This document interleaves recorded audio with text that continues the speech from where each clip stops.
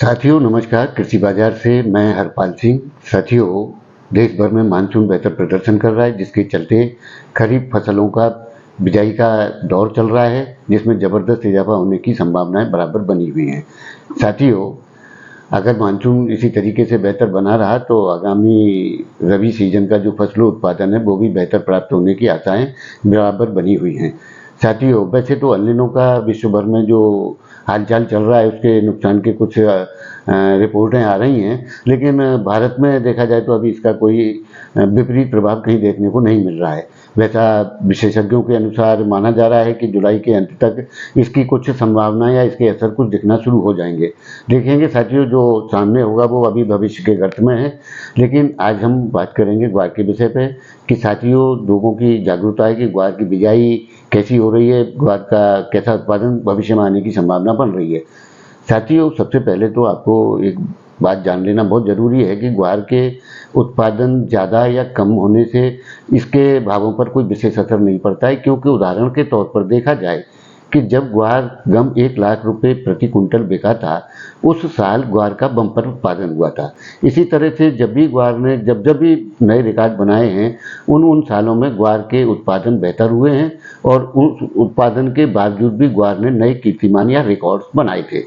तो साथियों, इसमें ग्वार उत्पादन में 10-20 लाख बोरी ऊपर नीचे से इतना प्रभाव नहीं पड़ेगा, क्योंकि ये एक इंटरनेशनल कमोडिटी है।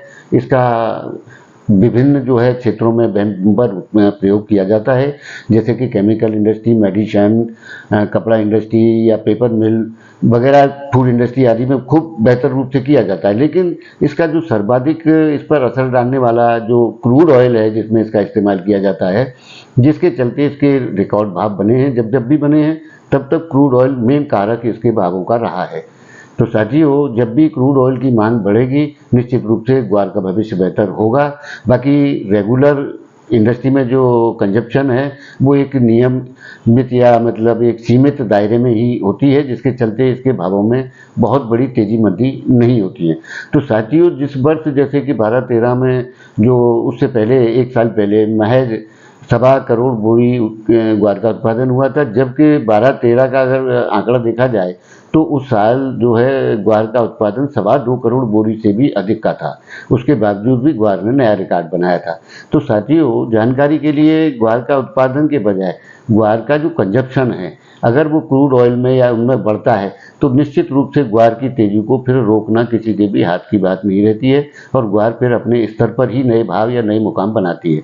तो साथियों, आपको ये जानकारी जरूर ध्यान रखनी चाहिए कि ग्वार में अभी सीमित तेजी मंदी जरूर इसके तहत चलती रहेंगी, लेकिन जब तक क्रूड में इसका विशेषकर इस्तेमाल नहीं शुरू होता, तब तक इसके भावों में बड़ी तेजी की उम्मीद करना जब नामुमकिन सा ही लगता है।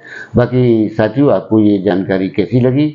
इसी के साथ आगामी वीडियो में हम आपके साथ एक ग्वार के आंकड़ों के इतिहास के बारे में थोड़ी जानकारी साझा करने का बहुत समय से मन है, जिसे हम आगामी वीडियो में आपके साथ शेयर करेंगे कि ग्वार किस किस तरीके से नए नए रिकॉर्ड जब इसने बनाए, उसके पीछे के क्या क्या कारण रहे और भविष्य में ये क्या कारण और बन सकते हैं, इसकी सार्वजनिक जानकारी हम आपको निश्चित रूप से देंगे।